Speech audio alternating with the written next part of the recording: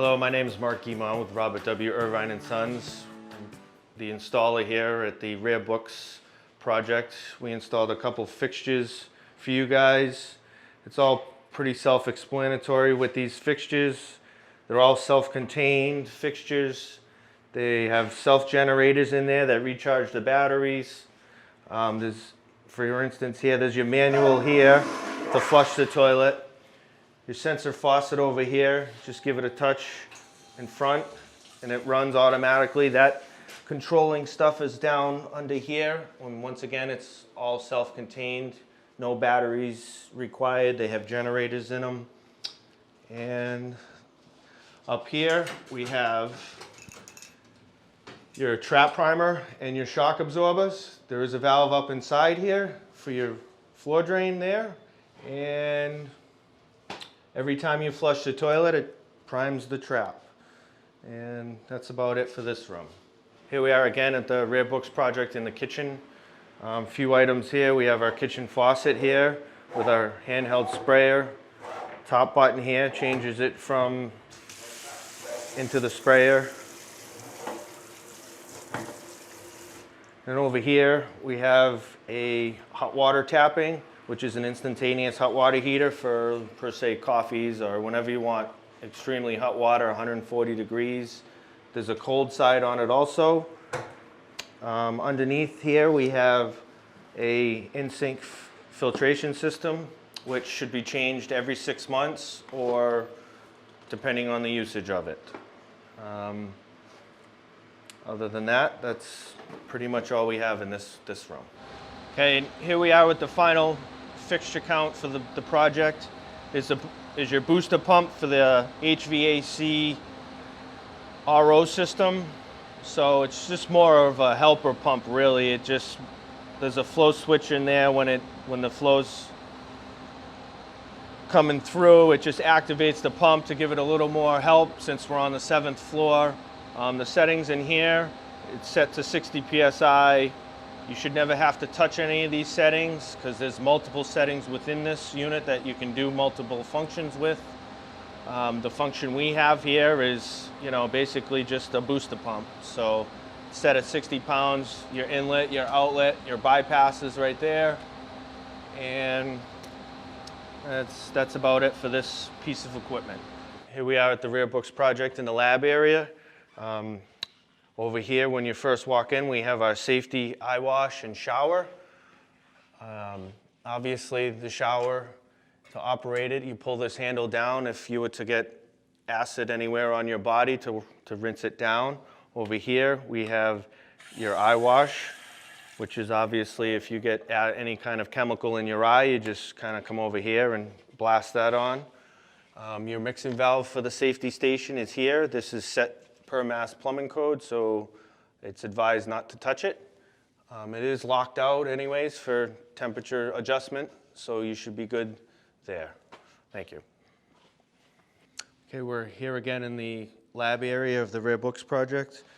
Over here we have the acid neutralization tank from the cleaning area on the other side of the wall here.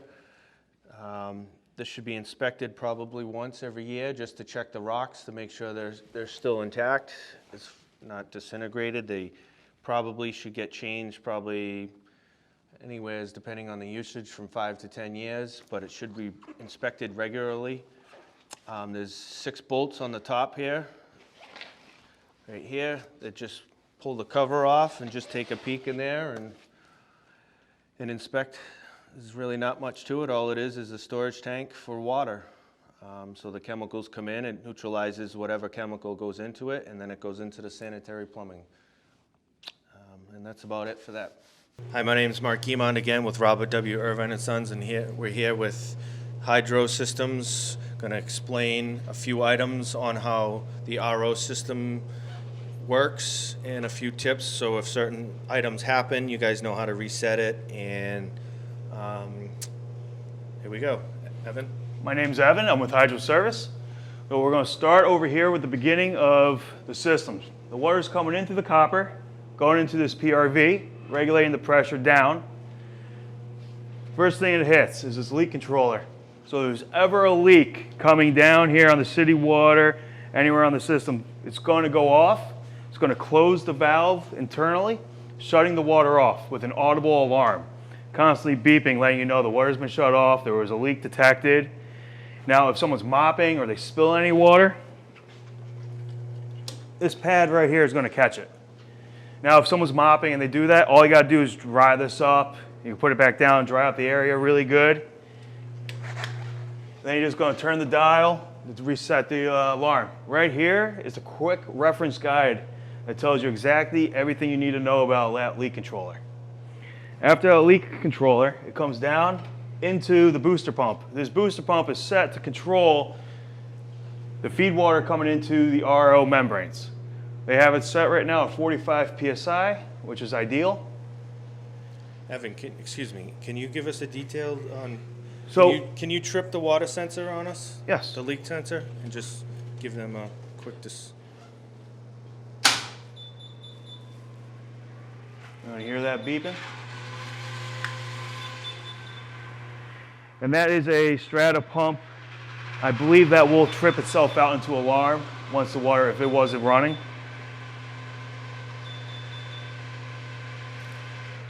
And there it is. And the pump will shut itself off, so it will not burn out. We usually go into a red alarm.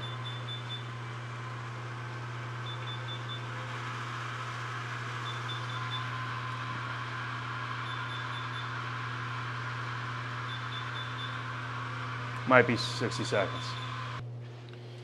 Alrighty, so now we got the leak controllers tripped. This booster pump has tripped out on low pressure from the leak controller tripping. So we're gonna reset this. All you're gonna do is you're gonna turn the knob.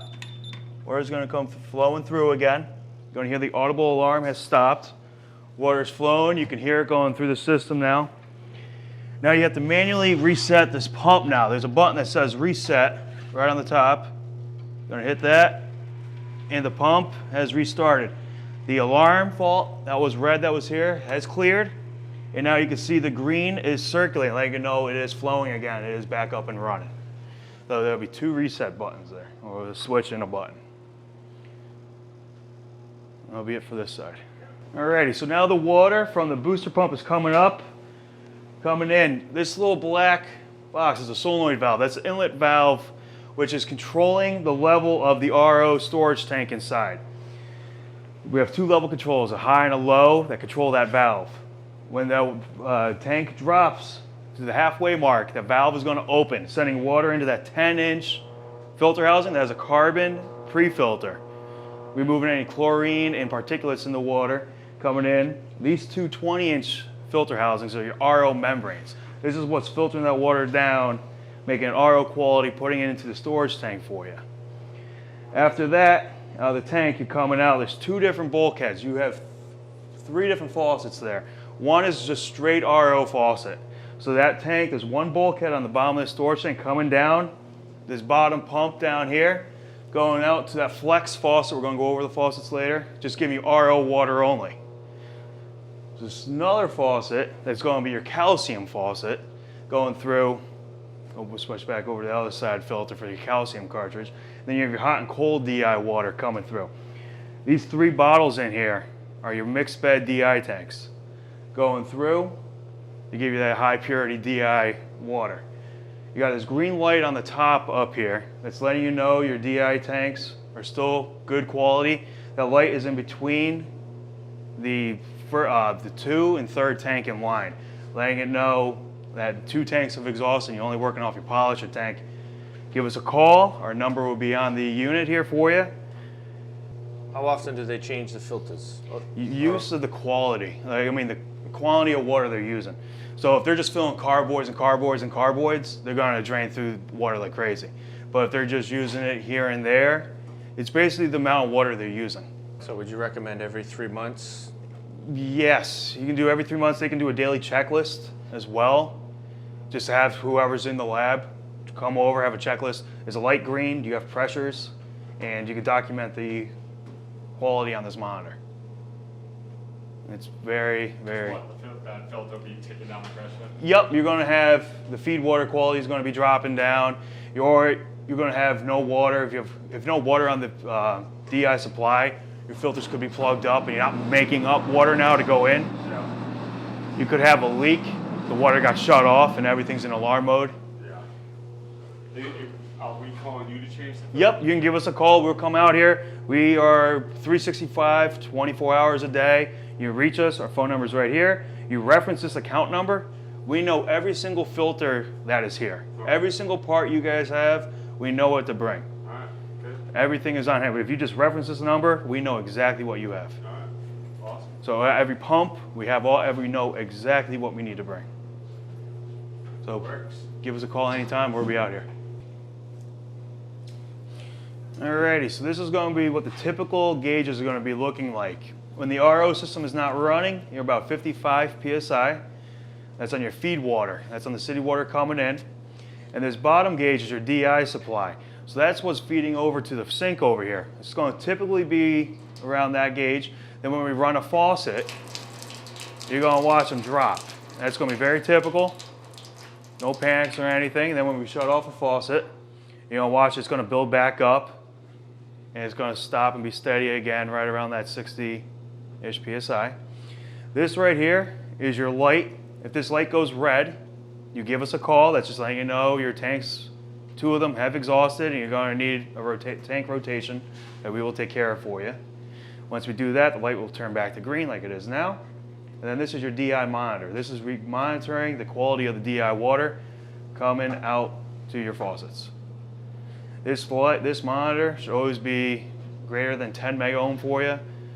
If you see it dropping down, you give us a call. We can swap out tanks for you. No big deal.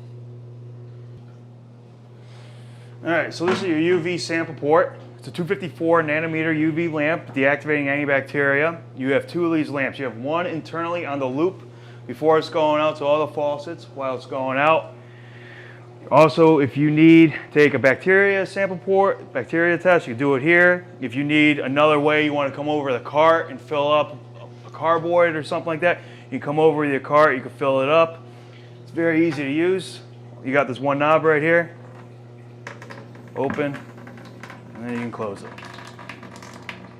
In the first few seconds, the water may be warm. It's typically normal. It's just the water that's sitting in the UV housing itself. Don't be alarmed, it's typical. It's very easy to use. All right, so down here we have our RO on-demand pump. This is not the DI water pump, this is just strictly RO on-demand. So when that faucet is open for RO water only, that pump will turn on, run, and then when that faucet is turned off, it will shut off once the pressure on that bladder tank is felt on the pump head, and the pump will turn off. So typically, it's going to be looking like this. This is your Emax water heater. So you have that one hot water faucet. It's going to turn on. You're going to run. You're going to see it did turn on. It's displaying the temperature. That's what it's set at right now. Whatever you guys want to set at, we set it at 90 degrees. This can go all the way up to 120. If you want to make it hotter, all you do is hit the plus, turn it up. If it's too much, you can turn it down. Very simple to use. We kept it at 90 degrees to start off with, and you guys can change it to whatever you would like. Alrighty, so these are your 3 faucets. This one here is your RO only faucet. This is your calcified faucet. And then this one is your hot and cold DI faucet. This one here is flexible. You can move it, you can bend it over whichever way you want to go. And then these 2 here are just stationary goosenecks. All very easy to use. Just open, close, very easy. Okay, here we are finally with the lab sink. This sink is actually portable, so we can move this sink around once you lift up the brakes on the casters here. So if you're filling up the sink or plan on using the water with the sink, you have to line up the drain over this funnel drain so you don't leak everything all over the floor. Without that, obviously, you're going to flood your flooring. Okay, a few more things to note on this very large sink is here we have a handle, a crank, which drains the water from one side to the drain, which is on the other end of the sink.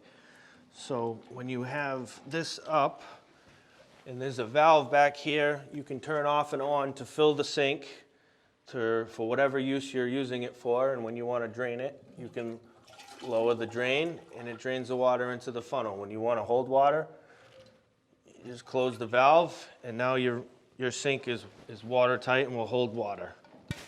You lower the crank, do whatever you'd like.